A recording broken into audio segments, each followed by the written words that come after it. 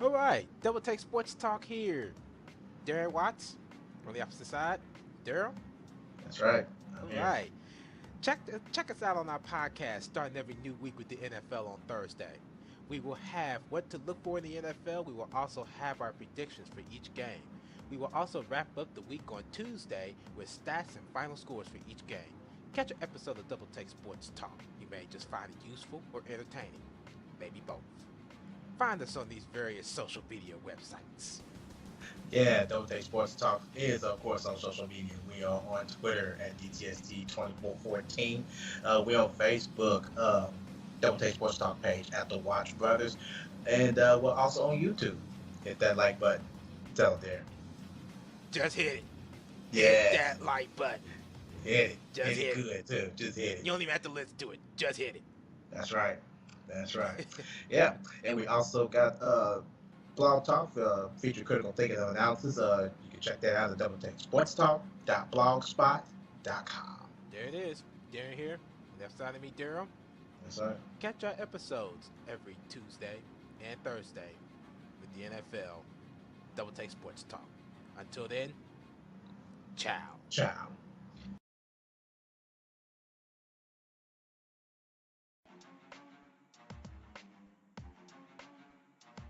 Coming up on Double Take Sports Talk 5 Good Minutes with the Watch Brothers, we will have your recap of this past week in the NFL with final scores and stats from each game. We will also have your 7 stats of the game and what stood out to us. Our final thoughts, that's next on Double Take Sports Talk.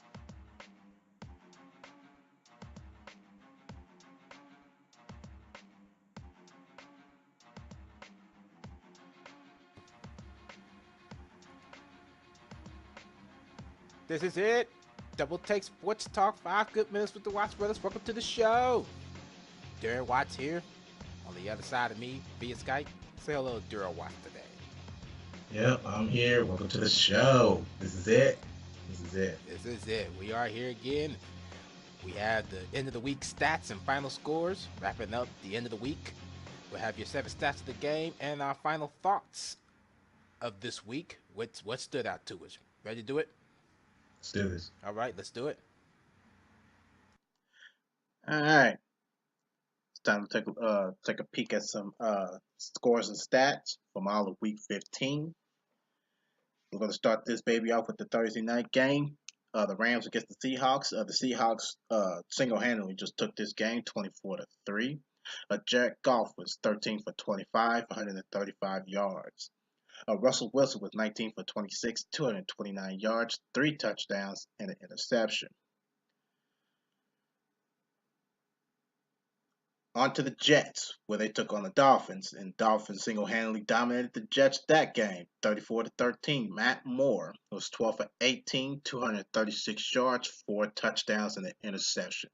All-around good game for him, taking over for injured Ryan Tannehill. Very good game for him. Bryce Petty was 20 for 36, 235 yards, a touchdown, and 2 picks.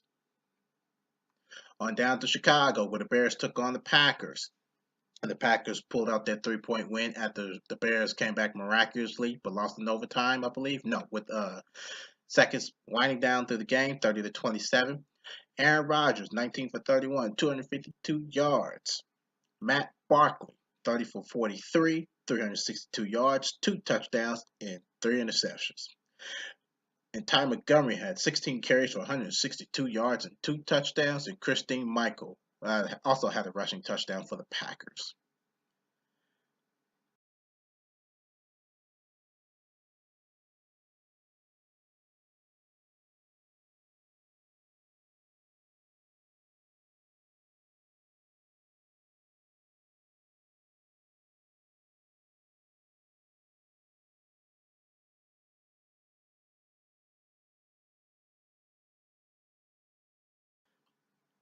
Kansas City and Tennessee. Tennessee came back to win this game by 2 points, 19-17. Marcus Mariota was 19 for 33, 241 yards, and a pick. Alex Smith, 15 for 28, 163 yards, and also had a pick. Derrick Henry also had 2 rushing touchdowns for the Titans.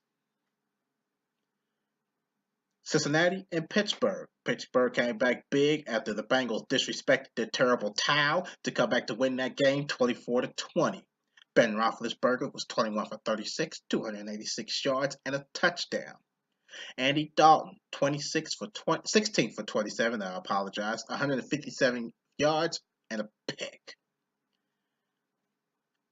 Giants, Lions. New York pulled out this win and prevented Matt Stafford from becoming another dangerous comeback quarterback, 17-6. Matt Stafford, 24 for 39, 273 yards and a pick. Eli Manning, 20 for 28, 201 yards and 2 touchdowns. All right, continuing Week 15 action with final scores and stats, we go to Orchard, New York, where the Buffalo Bills faced off against the Cleveland Browns. Buffalo Bills won this game 33-13. Robert Griffin III, 17 for 28, 196 yards, no touchdowns. Tyrod Taylor, 17 for 24, 174 yards and 1 touchdown. Eagles, Rams in Baltimore. Baltimore wins this game 27-26. Carson Wentz, 22 for 42, 170 yards and no touchdowns. Joe Flacco, 16 for 20, 206 yards, 2 touchdowns. The San Francisco 49ers and the Atlanta Falcons. Final score of that game, 41-13. Colin Kaepernick, 20 for 33, 183 yards and 2 touchdowns. Matt Ryan, 17 for 23, 286 yards, 2 touchdowns. Saints, Cardinals in Arizona. Arizona loses this game in a high-scoring battle, 41-48. Drew Brees, 37 for 48, 389 yards, 4 touchdowns. And Carson Palmer, 28 for 40, 318 yards, 2 touchdowns. The Raiders and the San Diego Chargers in San Diego. Oakland wins this AFC West battle, 19-16. Derek Carr, 19 for 38, 213 yards, 1 touchdown. And Phillip Rivers, 17 for 30, 206 yards, 2 touchdowns. New England, Denver Broncos in the Mile High City, with a Mile High disappointment, losing to New England in Denver, 16-3. Tom Brady, 16 for 32, 188 yards, no touchdowns. And Trevor Siemian, 25 for 40, 282 yards, and no touchdowns. Sunday night football action, Tampa Bay visiting the red hot Dallas Cowboys in Irvington, Texas, as the Cowboys continue to win 26-20.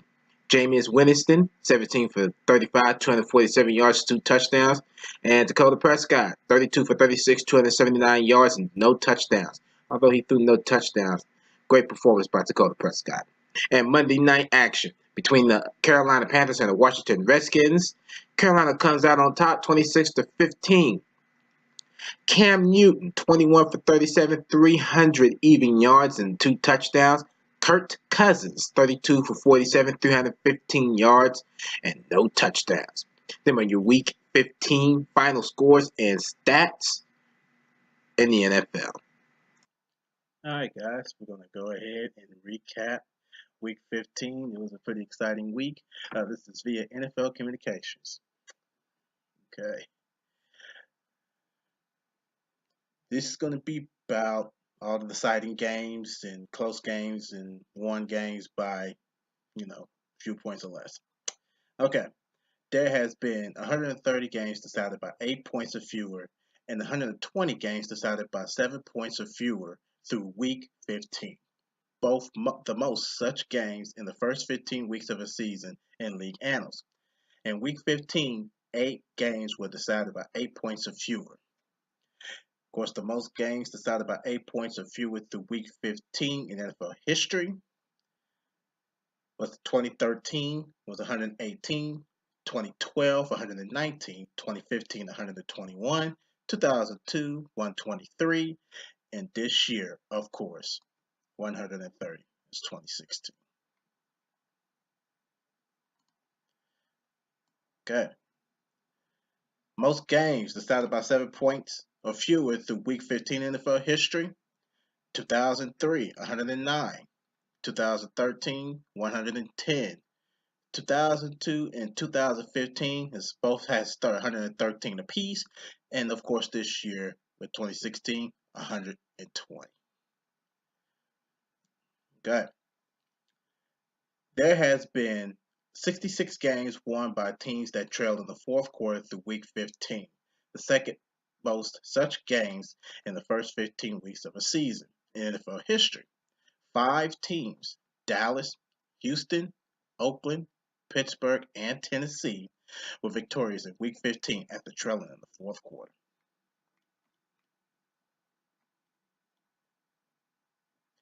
Tennessee overcame a 10-point fourth quarter deficit in the largest fourth quarter comeback of the week to defeat Kansas City Chiefs 19-17. The Titans kicker and former kicker for the Titans, Ryan Succop, also with the Chiefs. He spent 5 years with them, converted a game-winning 53-yard field goal as time expired, and become the first kicker in NFL history to defeat his former team by converting a game-winning, come from behind 50-plus yard field goal as time expired. It's amazing how they just keep stats of little itty-bitty things like that. Incredible. Anyway, the most games won after trailing in the fourth quarter through week 15 in NFL history. Of course, 2011 and 2015 was tied to 62. 2012, 65. This year, 66. And then 1989 was 67. All right.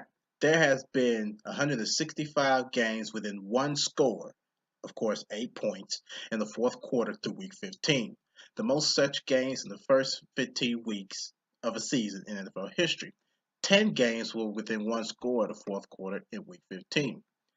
And of course, the most games within one score in the fourth quarter through week 15 in NFL history. 2004, 2007, and 2013 was all at 154, and 2002 was 155, and this year alone, 2016, 165. Phenomenal. In addition, there has been 153 games within 7 points in the fourth quarter, including 9 last week through week 15. The most such games in the first 15 weeks of a season in NFL history. The most games within 7 points of the fourth quarter through week 15 in NFL history. 2007 with 146. 2004 and 2010 both has 147. 2013 148, and this year 2016 153. Moving on now to of course, Dallas Cowboys. Rookie running back Ezekiel Elliott rushed for 159 yards and 1 touchdown in the victory, Cowboys victory 26-20 over Tampa Bay.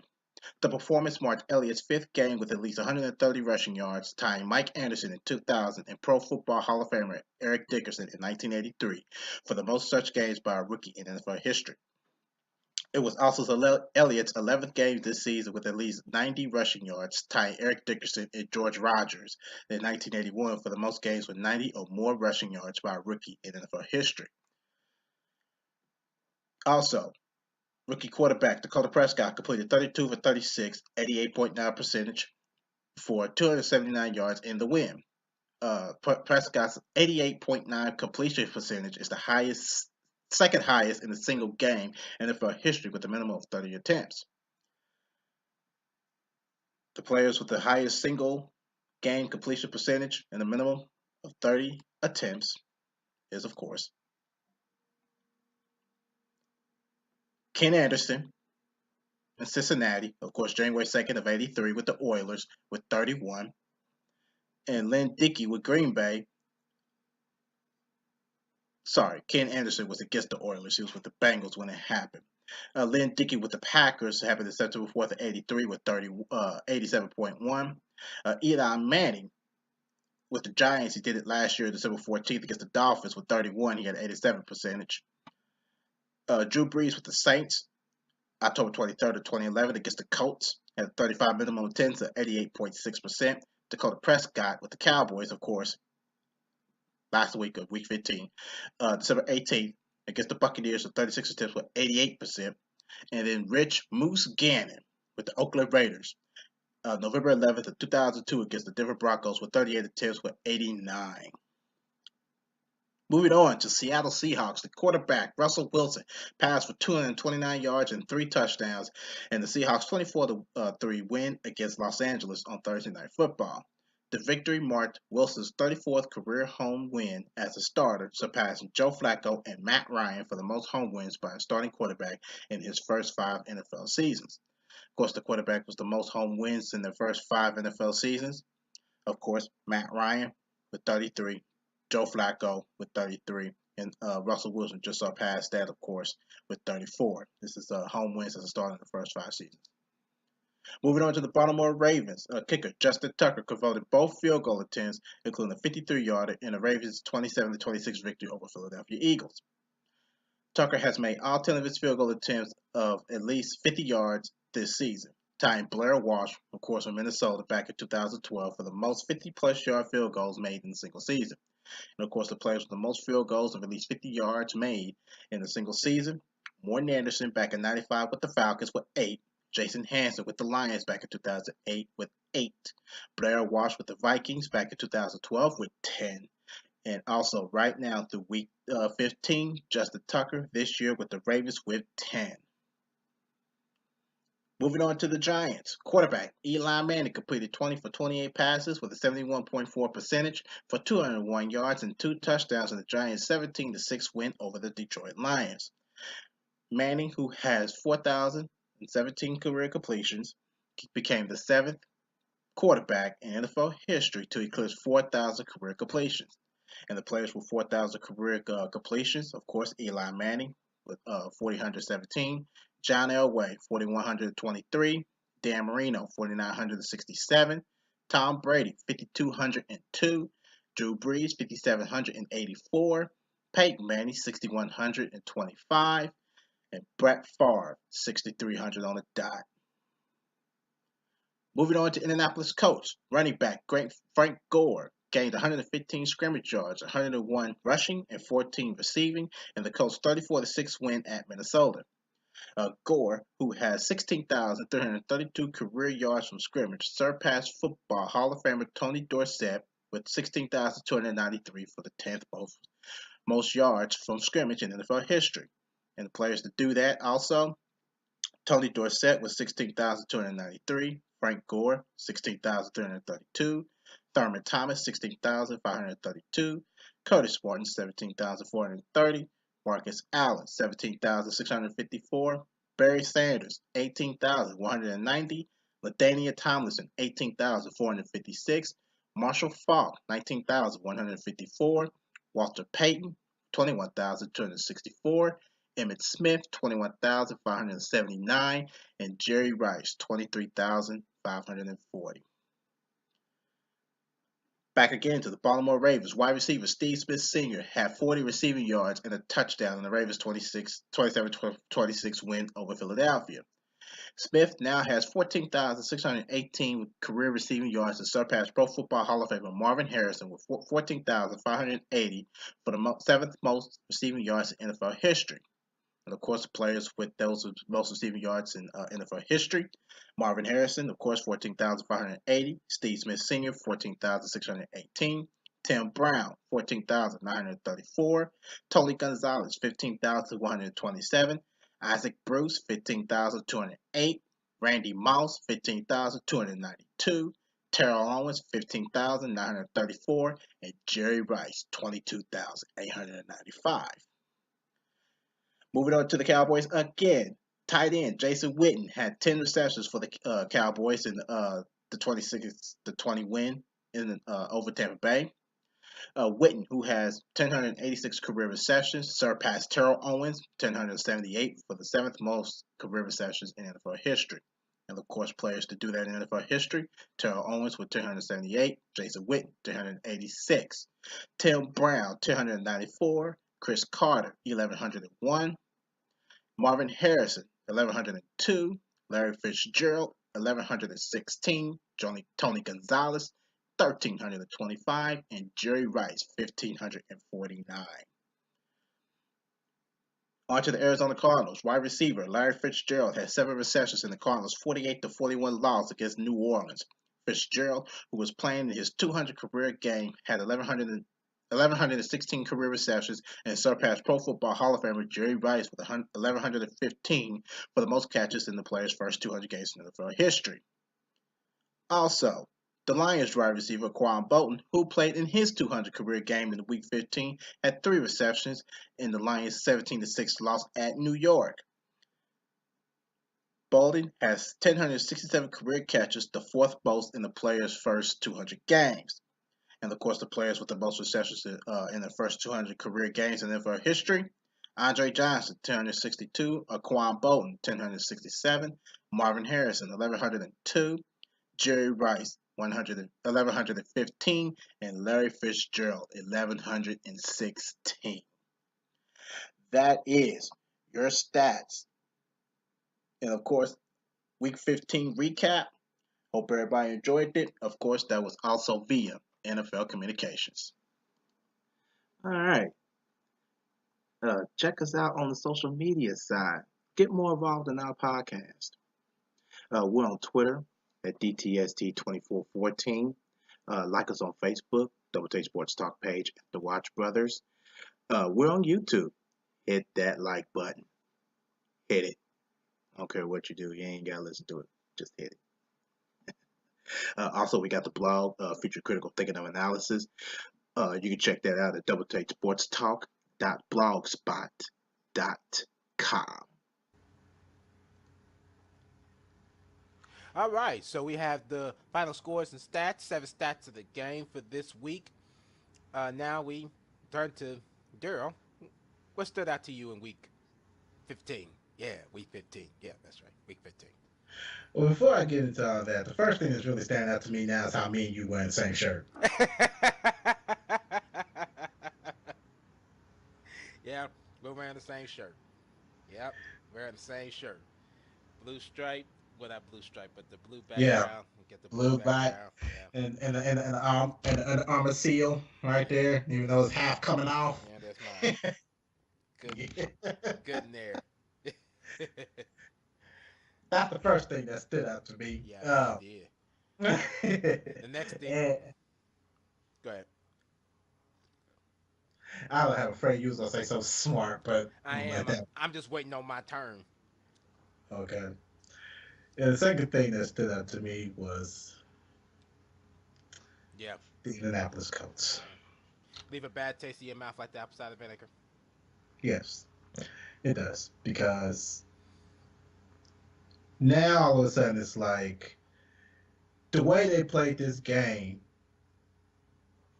It's like they're unpredictable on how they play their games, and you wouldn't expect a win like this. And I'm quite sure everybody was shocked. So now, after this had happened, this is what I suggest now. I suggest that the Cleveland Browns fans hands their paper bags to the Minnesota Vikings, and they put it over their heads.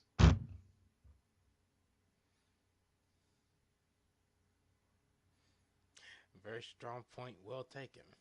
Well, of course, we already know Cleveland's going to continue to lose while wearing the paper bags. Minnesota just lost to a team that you know good and well they were supposed to be an easy win to, but y'all just played like y'all was not coming to play. So now Cleveland fans hand their paper bags to Minnesota fans. Well, here's the thing about that. You have to think about this also. Minnesota have always had a hard time facing off against the Indianapolis Colts. Always. And it's never failed. And you're absolutely right. But with the changes that was made and with them having the top deep, well, okay, I will admit one thing. The one thing that they always also have struggled on is the rushing defense. It's the running defense on their side of the ball. That I will admit, and I would expect it, Frank Gore to run all over their defense or Robert Turbin to run all over their defense. But anything else above that, like Andrew Luck throwing all over their defense, that was supposed to be to a halt. And he just threw all over. I don't even think he threw a pick in that game. Who, Andrew Luck? Yes. I don't think so. Neither one of them threw a pick, I don't think. That I know of. That I'm looking at. I mean, that just kind of, I'm like, what? Say what? Yeah. That just threw me all off. Because they are the most inconsistent teams in the NFL. They are the most inconsistent. You know the Cleveland Browns most likely going to lose. They stay consistent in losing. New England, they stay consistent in winning. Buffalo, they're up and down, but they're not inconsistent. You know when they're going to win. You know when they're going to lose. When they're going to lose. Now, Minnesota, they're also consistent, but this was just a flat-out shocker because they played against a inconsistent team. Mm-hmm. So you know most of the time what they're going to do, what they're not going to do. That was just like, hey, they won, we'll take it. I didn't want to take it, but I believe that put them in second, didn't it? Or did that still lead them in third? Tennessee won, didn't they? They're still in third. Yeah, Tennessee won and Houston won. So, yeah, that they're still out of the playoffs right now. Well, they're still in the hunt for it. Did you get the stuff together for the playoffs, the playoff scenarios? I forgot all about it. Okay. Well, I was going to say we can go ahead and do that. Okay. While you briefly getting that together real quick, here's what stood out to me. Actually, there was two things that stood out to me since you wanted to talk about me. Let me tell you one thing that stood out to me. Okay. What will stand out to me if you just got rid of it? That's what will stand out to me. Yeah, that's what would stand out to me. If you did that, then me and you would no longer have to be split screen. We could just be flat out on just one screen. I take my glasses Make it less off. work. Yeah, make it less work for Colin.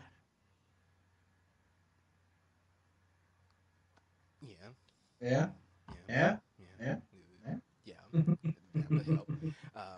Just take off the glasses, and here I am on that behalf, and there you are on that behalf. Got the same size nose, everything else.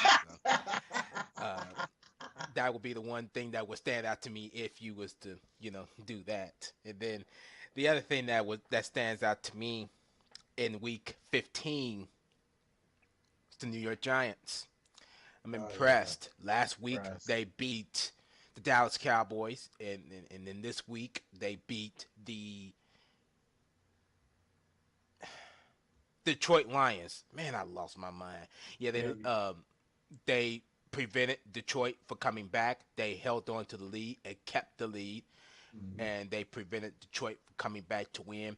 Like I said, if anybody in the NFC or if anybody in the NFL, period, there's two teams that should be worried if when it comes down to playoff time. Two teams should be worried. Care to take a guess? When it come down to the playoffs. When it come down to the playoffs, there should be two teams they should be worried about if the Giants make it. There's two teams. One is in the AFC, the other one's in the NFC. Okay.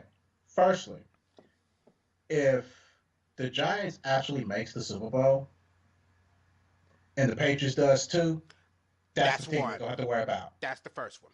That's the first team. What's that's the second first team? Thing. The Dallas Cowboys. Bingo. Both of those teams, they got something to worry about. Mm-hmm. They got something to worry about. If the Giants make the playoffs, they got something to worry about. Period. Yes, I'm just being honest. I'm just being honest. They got something to worry about. Because the Giants show they are a dangerous team when they want something. And I admit that I have underrated the Giants, even though Ben McAdoo has become the head coach. They are still that same fiery team for 2011. I do not give all the credit to Ben McAdoo. I give all that credit still to Tom Coughlin, because he still built that team, and he still, to me, still has a mark on that team. Now, we wait a couple years down the road once Ben McAdoo starts with the draft to start picking out his own players, to start doing things and making adjustments of his own. That is when I would start giving Ben McAdoo the credit. Absolutely. I'm with you. No doubt. I'm just throwing it out there. Now, as a going to everybody actually, leaves. Odell Beckham. Right. Eli Manning starts to retire. Victor Cruz gone. And all them. Well, I wouldn't even consider that. I consider once Ben McAdoo starts to make changes next year is when I would start giving him credit. Well, more key players when they leave, and he has to make changes in the draft and all that. With a team like Cleveland, Hugh Jackson, if he was to get fired and the next head coach comes in and take over and he becomes successful, all the credit goes to that coach and not Hugh Jackson. Absolutely, because you didn't even lead them to a win. Exactly. So that's just something to think about. So it's just I just threw it out there. So they have it. Okay. So I'm gonna go ahead bring up the Playoff scenarios. I want to see this because I didn't get to pay playoff attention to this. scenarios. So in the meanwhile, this is The playoff picture. the playoff picture for the playoffs so far, and this is how it looks so far. Of course, you got your top two seeds here for the AFC. There's your wild card. You got the Patriots and the Raiders, still in the first and second seed. Still got chances. I'll read off the scenarios here in a minute. Then you got your AFC wild card here. You got the Dolphins, Steelers, Texans, and Chiefs. I'm impressed with this team right here. Yes. I'm very impressed. I am very impressed Matt that they Moore come in last week and take still over won. for the injured Ryan Tannehill and still won through 4 touchdowns. Yes. I am loving Miami and what they're doing. Yes, I am they are loving doing it. real good. I am loving it. Absolutely. Okay, moving on to the NFC side. It's your first top two teams. Got the Cowboys and the Seahawks. I'm impressed with this team so far too because of their ability to actually come bounce back. That kills me. That loss. And this is the only team that I've seen so far actually bounce back from a loss and still have a good winning percentage. Yeah. But what gets me is look at that 5th seed. The New York Giants. Yeah. Look at that. How do they get the 5th seed and Seattle gets the 2nd seed with that tie? I think that's the wins. I think that's what the winning percentage was all Right. about when you get a tie. Uh-huh. So I don't know. Yeah. That's the But dangerous see, they're team also right there. division leader too, and this is a dangerous team right That's- here. These are yeah. too. Yep, they both Right here. are. But forget the Lions. The Giants. Yeah. They are the The dangerous Giants. team. Yeah. Yep. Absolutely. Okay. So what's So- the playoff scenario? I need to know this playoff scenario. Here's the What's playoff scenario. scenarios? All right. I'm gonna start this off with the AFC. This is going to be with the New England Patriots. Of course, they play the Jets on Saturday. New England can clinch home field advantage throughout the AFC playoffs with their win and an Oakland loss or tie, or a New England tie and an Oakland loss. The Raiders, of course, they play the Colts Saturday also. Oakland clinches AFC West Division title and a first round bye with their win, Kansas City loss or tie, or Oakland's tie and Kansas City loss. I have to do more studying. Tall studying on how The scenarios work out. and this What you're gonna have to percentages. do, and what you're gonna have to do, you're probably gonna have to read the rule book because I think they go deeper in depth of how that stuff works. Right. And don't worry, I will. I will.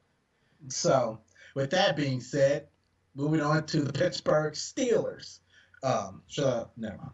I was gonna say, should I stop sharing that screen? Should I leave it up? That's up to you. You can you can leave it up and it'll probably be a better picture of how it shows out. Yeah, matter of fact, that should be a good picture. Go ahead. Okay.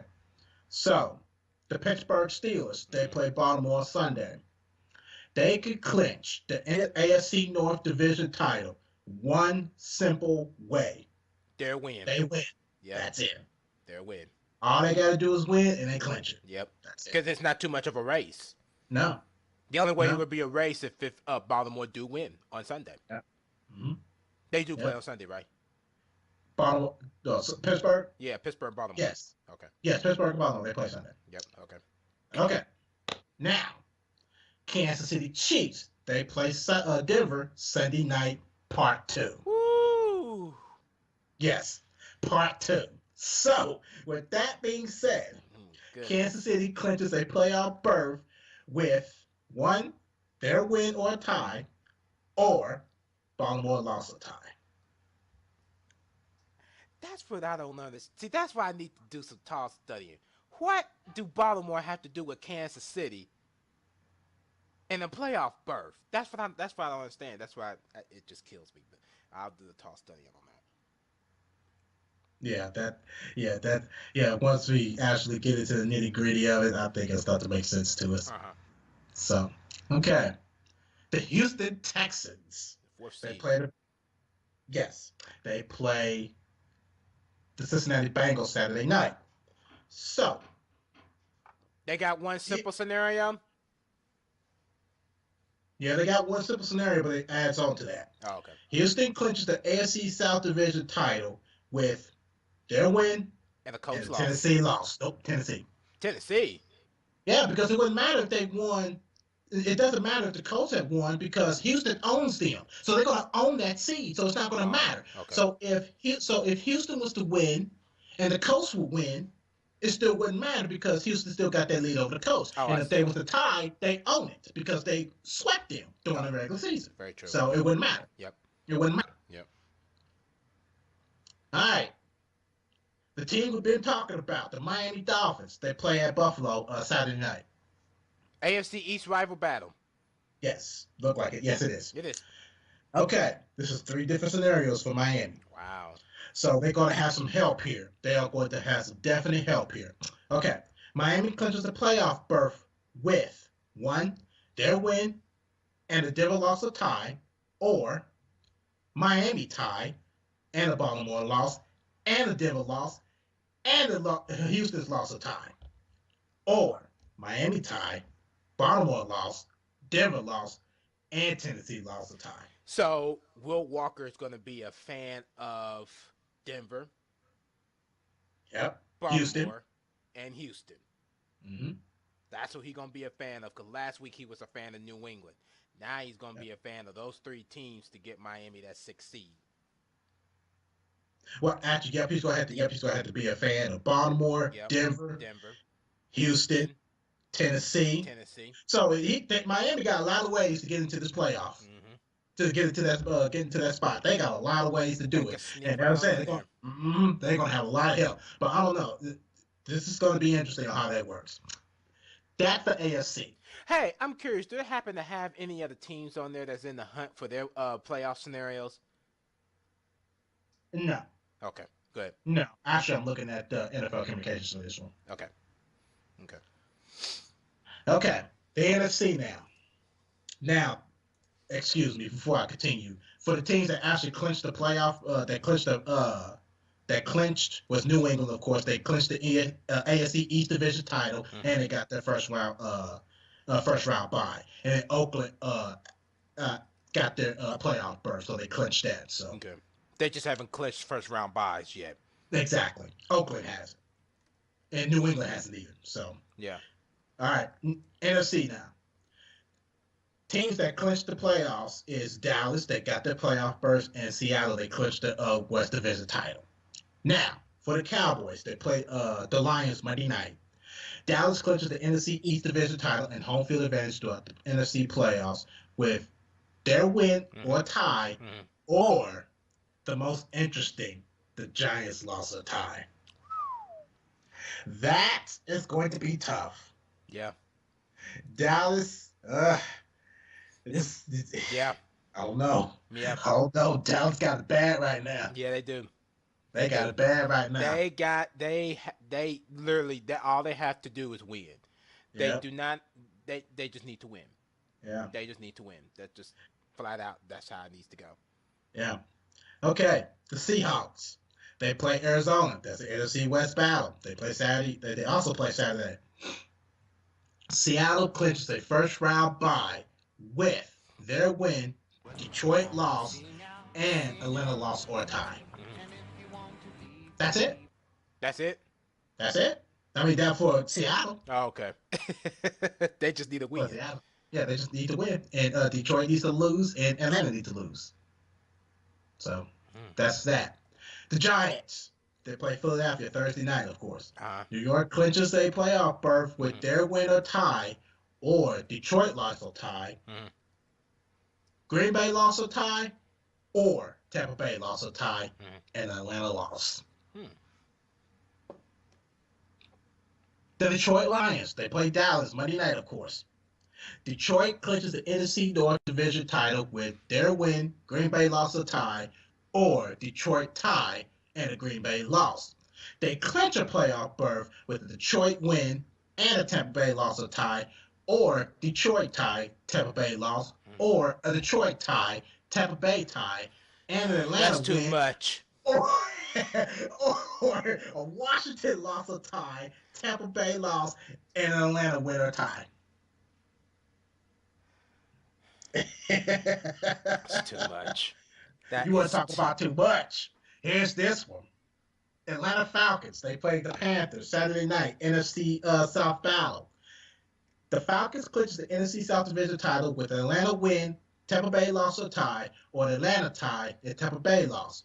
They clinch a playoff berth with an Atlanta win, plus an Atlanta clinches strength of victory tiebreaker over Detroit, or Atlanta win a tie, Green Bay loss or tie, or Atlanta win plus Detroit loss or tie, or Atlanta tie plus Detroit tie, or Washington loss or tie plus a Green Bay loss, or Washington loss or a tie plus a Green Bay tie and a Detroit Lions loss. I lost interest. I'm sorry. I'm just.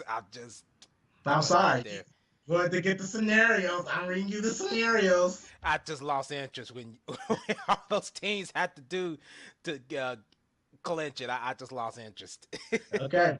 I know, and that's it. That's it for that point. Mm-hmm. Two more teams got Green Bay. They play Minnesota Saturday. This is the NFC North battle. NFC North battle, not AFC. Green Bay clinches a playoff berth with Green Bay win, Washington loss, Tampa Bay loss, Atlanta win or tie, plus Green Bay clinches straight to victory tiebreaker over Tampa Bay. That's the scenario for that. Lastly but not least, the Buccaneers. They play New Orleans in the NFC South battle. They play Saturday.